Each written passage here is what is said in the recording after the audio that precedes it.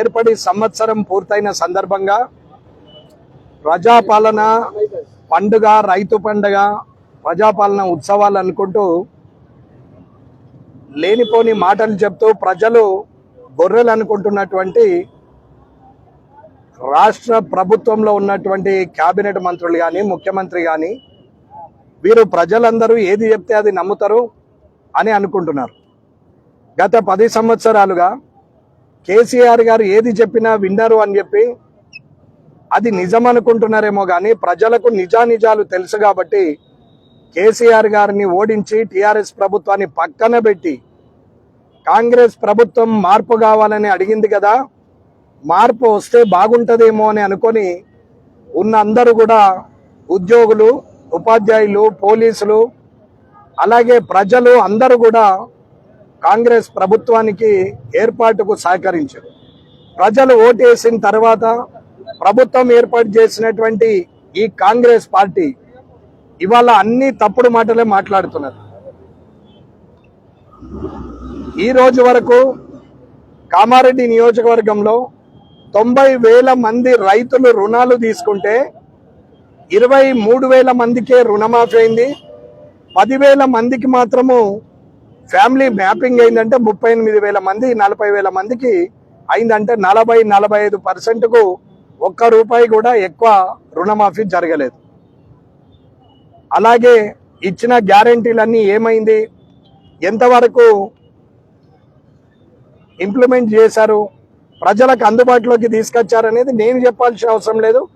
పాత్రికేయులు చెప్పొచ్చు, పత్రికలు చెప్పొచ్చు, ఎలక్ట్రానిక్ మీడియా చెప్పొచ్చు, రోడ్డు మీద ఉన్న ఏ వ్యక్తిని అడిగినా చెప్తారు. దానికి ప్రతిపక్షంలో ఉన్నామని చెప్పి నేను మాట్లాడాల్సిన అవసరం లేదు. 6 గ్యారెంటీలు ఎంత పూర్తి చేశారనేది కూడా తెలుసు. ఇకపోతే ముఖ్యంగా ప్రజాసేవకులైనటువంటి ప్రభుత్వ ఉద్యోగులు, ప్రజా రక్షకులైనటువంటి పోలీసులు వీరు ఎప్పుడు ప్రభుత్వానికి సేవ చేస్తూ పోతుంటే ఇవాల్టి వరకు కూడా వాళ్ళకు రావాల్సినవి ₹1 కూడా ఇవ్వలేరు. సుమారు 8,000 మంది రిటైర్ అయినారు ఈ ప్రభుత్వం వచ్చి నుంచి. 6,000 మంది ఇవాళ director of treasury state government of తెలంగాణలో డైరెక్టర్ అయినటువంటి రామచంద్రమూర్తి గారిని అడిగినా కానీ చెప్తారు. కనీసం ₹1 కూడా వారికి ఇవ్వలేదు. రిటైర్ అయ్యి 6 నెలలు, 5 నెలలు, 4 నెలలు, 8 నెలలు అయింది. వారికి ₹1 కూడా ఇవ్వలేదు. కనీసం వాళ్ళు జమ చేసుకున్నటువంటి ప్రావిడెంట్ ఫండ్ కూడా వారికి ఇవ్వలేదు. రావాల్సినటువంటి డబ్బులు ఏవి ఇవ్వలేదు, వాళ్ళకి బెనిఫిట్స్ ఏవి ఇవ్వలేదు. రిటైర్ అయిన ఉద్యోగస్తులకు పదవి విరమణ పొంది గత కొన్ని సంవత్సరాలుగా ఉన్నటువంటి వ్యక్తులకు వారికి రావాల్సినటువంటిది కూడా ఏది కూడా ఇప్పటి వరకు ఇవ్వలేరు. పెన్షనర్ రిటైర్మెంట్ అయిన తర్వాత బెనిఫిట్స్, పెండింగ్ బిల్స్, అట్లాగే ఈఎల్, జీపీఎఫ్, గ్రాడ్యుయేటీ, అట్లాగే కమ్యూటేషన్ బిల్స్, మెడికల్ రియంబర్స్మెంట్, ఇవి పాపం వారికి పదవి విరమణ పొందినటువంటి వ్యక్తులకు గత 5-6 సంవత్సరాలుగా 2-3 సంవత్సరాలుగా విరమణ పొందిన తర్వాత కూడా ఇప్పటి వరకు జరగలేదు. వాళ్ళకి ఏ మాత్రము దొరకలేదు. ₹1 రిలీజ్ చేసిన పాపాన పోలేదు. గత ప్రభుత్వము ఇబ్బంది పెడుతుందనే కొత్త ప్రభుత్వానికి మద్దతు తెలిపితే ఇవాళ తిరిగి అదే పని ఈ ప్రభుత్వం కూడా చేస్తుంది రిటైర్మెంట్ ఉద్యోగులకు. అలాగే రెగ్యులర్ ఉద్యోగులు, ఉపాధ్యాయులైనా సరే ప్రభుత్వ ఉద్యోగులందరూ కూడా ఇవాళ సొసైటీ నడుస్తుంది అని అంటే, సమాజం నడుస్తుందంటే ప్రభుత్వ ఉద్యోగుల ద్వారానే కానీ ప్రజాప్రతినిధుల ద్వారా కాదు. ప్రజాప్రతినిధులు చట్టసభల్లో చట్టాలు చేస్తారు, అజమాయి చేయగలుగుతారు, కానీ గ్రౌండ్ లెవెల్లో ప్రజలకు అనుసంధానంగా ఉండేది, ప్రభుత్వానికి ప్రజలకు మధ్యన ఉండి పనిచేసేది ప్రజాసేవకులైనటువంటి ప్రభుత్వ ఉద్యోగులు. వారికి రావాల్సినటువంటి బెనిఫిట్స్ కూడా ఏమీ రావట్లేదు. సరెండర్ లీవ్స్ కానీ, ప్రావిడెంట్ ఫండ్ కానీ, మెడికల్ రియంబర్స్మెంట్ కానీ, సప్లిమెంటరీ బిల్స్ కానీ, ప్రమోషన్లు కానీ, పిఆర్సీలు కానీ, గతంలో 2023లోనే ఇవ్వాల్సిన పిఆర్సీ ఇప్పటి వరకు కూడా ఇవ్వలేదు. ఇది లక్షలలో నష్టం, ఒక్కొక్కరికి వేలల్లో నష్టం, అందరికి గెలిపితే కోట్లలో నష్టం, వారి కుటుంబాలకు నష్టం. ఇది ఉద్యోగులకు కనీసము ఎలా అనేది కూడా ఆలోచించని ప్రభుత్వం ఉంది. ఇకపోతే పోలీసులు గన్మెన్ డోర్ తీయండి, రాజకీయ నాయకుడు దర్వాజా కూడా తీసుకొని దిగే బద్ధకం ఏర్పడినటువంటి రాజకీయ నాయకులు. నలుగురు సెక్యూరిటీ ఎంబట రాకపోతే ప్రజల్లోకి రాని ప్రజాప్రతినిధులు. ముందట ఎస్కార్టు, వెనక ఎస్కార్టు, పోలీస్ జీపు లేనిది కనీసము ప్రజల మధ్యన కాదు కదా, కాన్వాయ్ కూడా తీసుకొని రోడ్డు మీద కూడా పరిగెత్తని ప్రజాప్రతినిధులు. ఇవాళ ఏ పని కావాలన్నా, వారికి రక్షణ కావాలన్నా, ప్రజలు గుండె మీద చెయ్యేసుకొని నిద్రపోవాలన్నా, మధ్యరాత్రి మహిళ నడుచుకుంటూ వెళ్ళాలన్నా, ఏ ఇంటికి తాళం వేసి ఏ ఫంక్షన్కు వేరే ఊరికి వెళ్ళాలన్నా నమ్మకం ఒక్కరి మీదనే, అది పోలీసుల మీద. ఆ పోలీసుల మీద ఉన్న నమ్మకంతోనే మనం నిశ్చింతగా ఉంటాం. ఇది నిజం, ఎవరు కాదన్నా ఎవరు అవునన్నా. అటువంటి పోలీసు వ్యవస్థకు కూడా ఇప్పటి వరకు సరెండర్ లీవ్స్ ఇవ్వలేరు. అంటే జీతంలో సగం 3 నెలలకు 1, సంవత్సరానికి 3 ఇవ్వాలా. అంటే ఒకవేళ ₹1,00,000 జీతం ఉన్నటువంటి కానిస్టేబుల్ లేదా 50,000 జీతం ఉన్నటువంటి, మినిమం చూసుకుంటే 50,000 జీతం ఉన్న ఒక కానిస్టేబుల్ కి 25,000 3 నెలలకు ఒకసారి ఇవ్వాలి. సంవత్సరంకు ₹75,000 రావాలి. మినిమం 50,000 జీతం ఉన్న, అటువంటి 1,00,000 జీతం ఉన్న వాళ్ళు కూడా ఉన్నారు. అంటే 75,000 నుంచి 1,50,000 వరకు ఓన్లీ సరెండర్ లీవ్స్ రావాలా. టీఎల్ ట్రావెలింగ్ అలవెన్స్ రావాలా. ఎంత దుస్థితి అంటే, పోలీసులు బందోబస్తుకు వెళ్తే, ఇప్పుడు అసెంబ్లీ 9 నాడు చాలా అవుతుంది, అసెంబ్లీకి బందోబస్తు పోయినా, లేదా ఇక్కడ వెంకటరమణారెడ్డి కామారెడ్డిలో అల్లరి చేస్తాడని అనుకున్నా, లేదా ఎక్కడైనా 2 రాజకీయ పార్టీలు గొడవపడ్డా అక్కడికి బందోబస్తుకు వెళ్లాల్సినటువంటి పోలీసులు ట్రావెలింగ్ అలవెన్స్ కూడా సొంతంగా జేబులోకి వెళ్ళి పెట్టుకొని వెళ్లాల్సిన కర్మ ఉంది. అది సంవత్సరానికి 12 ఇవ్వాల. గత 2-3 సంవత్సరాలుగా ఇప్పటికీ ₹1 వాళ్ళకి ఇవ్వలేదు. 24 నుంచి 36 ట్రావెలింగ్ అలవెన్స్ ఉన్నాయి పోలీసులకి. ఇకపోతే డిఏలు, వారి భోజనం వాళ్ళే పెట్టుకోవాలా, వారి డబ్బులతోనే తినాలా, వారు బందోబస్తు చేయాలా, తిరిగి ఇంటికి రావాలా. అంటే జీతంలోనే ఖర్చు పెట్టుకోవాలా, కానీ వారికి ఇచ్చే పరిస్థితి లేదు. ఎవరు కూడా వారికి డిఏ కూడా ఇవ్వలేదు. ఇప్పటికీ 4 డిఏలు పెండింగ్ ఉంటూనే ఉన్నాయి. ఇది ఒక్కొక్కసారి ఆలోచిస్తే పోలీసులు అందరు అనుకుంటారు ప్రజలు వారికి ఏమని. వారు పడుతున్న బాధ అంతా ఇంత కాదు.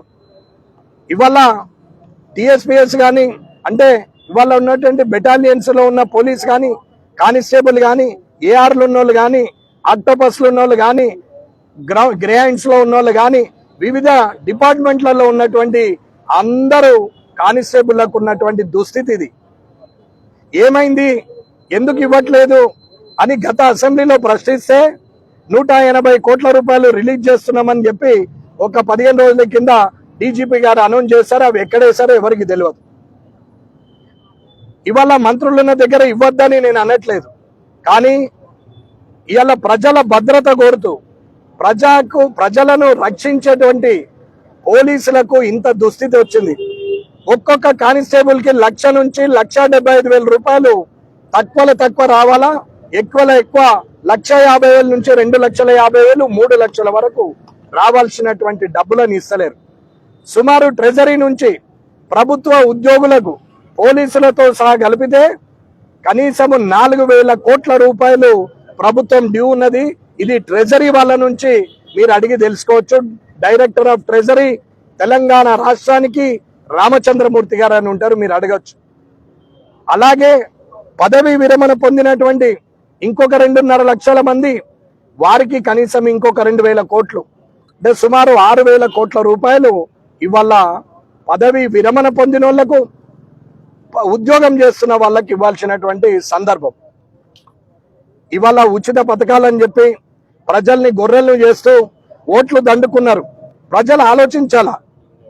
మనకు సర్వీస్ చేస్తున్నటువంటి పంచాయత్ సెక్రటరీ నుంచి మొదలుకొని, విఆర్ఏ నుంచి మొదలుకొని, ఇవాళ కలెక్టర్ వరకు, ఇవాళ కానిస్టేబుల్ గా హోంగార్డ్ గా ఉన్నటువంటి వ్యక్తుల నుంచి, కానిస్టేబుల్ గా ఉన్నటువంటి వ్యక్తుల నుంచి డీజీపీ వరకు ఇవాళ మనల్ని రక్షిస్తున్నటువంటి వ్యక్తులు. ఇవాళ ఇటువంటి వ్యక్తులను ప్రభుత్వం నిర్లక్ష్యం చేస్తున్నది. ఒకవేళ వాళ్ళే ఉద్యోగస్తులే పనులు మానడం మొదలు పెడితే, పోలీసులే ఒకవేళ గన్నులు తీసి ఇంట్లో పెట్టి ఉద్యోగాలు చేయమని అంటే పరిస్థితి ఏందో ఒకసారి ప్రభుత్వం ఆలోచించాలా, ఓటేసి గెలిపించినటువంటి ప్రజలు కూడా ఆలోచించాలని కోరుకుంటున్నా. ఒక్కసారి ఆలోచించండి. ఎంతసేపు ఎదుటి వాళ్ళ మీద, ఉద్యోగస్తుల మీద మనం లంచగొండ్లని మాట్లాడమే కానీ వారు న్యాయంగా పనిచేస్తే కూడా వారికి రావాల్సిన జీతభత్యాలు, బెనిఫిట్స్ వస్తలేవు అనేది మీరు ఆలోచించాలా.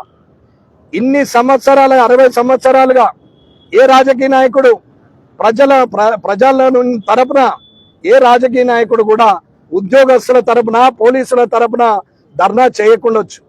కానీ వారి కష్టం సుఖం చూసిన వాడిని, వారిని దగ్గరగా అబ్జర్వ్ చేసిన వాడిని, వారు ప్రజాప్రతినిధులు నిజాయితీగా ఉంటే ఉద్యోగస్తులు కూడా నిజాయితీగా పనిచేయడానికి సిద్ధంగా ఉన్నారు.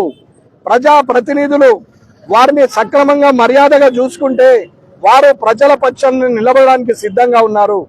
ఎన్ని కష్టాలు వచ్చినా, ఎన్ని బాధలున్నా ఇవాళ ఉద్యోగ నిర్వహణలో ఎలాంటి లోపం చేయకుండా ఇవాళ చేస్తున్నారు. లోపం జరుగుతున్నది అని అంటే అది ప్రజాప్రతినిధుల స్వార్థం వల్లనే జరుగుతున్నదని చెప్తున్నాం. ఈరోజు పోలీసులకి ఇమ్మీడియట్ గా డబ్బులు రిలీజ్ చేయాలి, ప్రభుత్వ ఉద్యోగులకు రిలీజ్ చేయాలి. ప్రజా రక్షకులైన పోలీసులకు, ప్రజా సేవకులైన ప్రభుత్వ ఉద్యోగులకు, ప్రజా సేవ చేసి పదవీ విరమణ పొందిన ఉద్యోగస్తులకు డబ్బులు ఇమ్మీడియట్ గా చెల్లించకపోతే అసెంబ్లీ తర్వాత సెక్రటరియట్ ముందట నిరాహార దీక్ష కూర్చుంటా అని చెప్తున్నాను గౌరవ ముఖ్యమంత్రి గారికి. ప్రజలకు సేవ చేస్తున్నటువంటి ఉద్యోగస్తులకి ఏమీ చేయలేని మీరు రేపు ప్రజలకు చేస్తారని ఎలా నమ్ముతామనేది మొదటి ప్రశ్న. అన్ని పండగలు చేస్తూ, రైతు పండగ అంటూ రైతులను మోసం చేస్తూ, విద్యార్థి యువత వికాసం అంటూ విద్యార్థులను యువతను మోసం చేస్తూ ఇవాళ మీరు చెప్పిన మాటలు మీరు గుండె మీద చేసుకుంటే గత ప్రభుత్వం చేసినటువంటి తప్పిదాలకు ఇంకొక 2 ఆకులు ఎక్కువనే తప్పిదాలు చేస్తున్నారు తప్ప మీరేమీ మాట మీద ఉన్నది లేదు. ప్రజలు, జర్నలిస్టులు, ఉద్యోగస్తులు, పోలీసులు అందరికి కూడా మీరు మోసం చేస్తూనే ఉన్నారు. దయచేసి సక్రమమైన పాలన అందియాలని ప్రభుత్వానికి కోరుతూ, ఒకవేళ వీరికి అసెంబ్లీ పూర్తయ్యే లోపల చీఫ్ సెక్రటరీ గారు శాంతకుమార్ గారు, ఫైనాన్స్ సెక్రటరీ గారు రామకృష్ణారావు గారు, అలాగే డీజీపీ జితేంద్ర గుప్తా గారు ఇవాళ మీరు ముందుకొచ్చేది సరి అయిన నిర్ణయం తీసుకొని ముఖ్యమంత్రి గారితో కూర్చుండి కేబినెట్ మంత్రుల ద్వారా ఇది నిర్ణయం తీసుకొని అందరికీ డబ్బులు వేపిస్తారనే నమ్మకం ఉంది. మీ ఉద్యోగస్తులు, మీరు ఉద్యోగులే కాబట్టి మిమ్మల్ని నమ్ముకొని మీ కింద పనిచేస్తున్నారు. ఉద్యోగ సంఘాల నాయకులు ఎలాంటి వారో ఉద్యోగులకు తెలుసు, నేను అనాల్సిన అవసరం లేదు. ఉద్యోగ సంఘ నాయకుడిని అయితే నేను ఎమ్మెల్సీ కావచ్చనే ఆలోచన ఉంది తప్ప ఉద్యోగ సంఘాల నాయకులం కదా, మరి ఇంత డబ్బున్నది ఉద్యోగులకు ఇప్పిద్దామనే కించిత్ జ్ఞానం కూడా కనీసం ఉద్యోగ సంఘాల నాయకులకు లేదు. రేపు మీరు ఏదన్నా సమాధానం చెప్పడానికి సిద్ధంగా ఉన్నా ఉద్యోగ సంఘ నాయకుల గురించి మాట్లాడుతున్నా. ఉద్యోగస్తులు అందరూ కూడా ఆలోచించుకోవాలా, నిర్ణయం తీసుకోవాలా, ప్రజలందరూ దీనికి మద్దతు తెలపాలా. అసెంబ్లీ ముగించే లోపల ఈ డబ్బులు ఉద్యోగస్తుల ఖాతాలో జమ కాకుంటే, పోలీసుల ఖాతాలో జమ కాకుంటే ఖచ్చితంగా నిరాహార దీక్ష మొదలు పెడతాం. అది ఆమరణ దీక్షకు కూడా పోతుంది. అది దయచేసి చెయ్యాలా. ఏదో వెంకటరమణారెడ్డి డిమాండ్ చేస్తే మేము వేసినాము అని చెప్పుకోవడానికి నేనేమి రెడీగా లేను. నేను కూడా మీకు పాలాభిషేకం చేస్తా. ముఖ్యమంత్రి గారికి అందరూ కూడా కల్తీ నీళ్లు పోసి, మినరల్ వాటర్ కూడా కాదు, పాలల్లో నల్ల నీళ్లు పోసి వారు పాలాభిషేకం చేస్తారు. నేను 100% బర్రె నుంచి పితికిన పాలు తీసుకొచ్చి ఆ పాలతోనే మీకు పాలాభిషేకం చేస్తాం. ఆ credit goes to only Revanth Reddy and cabinet ministers అనే నేను చెప్తున్నా. మీరు మీ స్వార్థము చూసుకోకుండా వారికి న్యాయం చేయాలని చెప్పి నేను ప్రజల తరపున, ఉద్యోగస్తుల తరపున, పోలీసుల తరపున నేను మాట మీద ఉండడానికి సిద్ధంగా ఉన్నా. మీరు కూడా వారికి డబ్బులు వేయడానికి ముందుకు వస్తారని నమ్ముతున్నా. జై హింద్, జై భారత్, జై తెలంగాణ.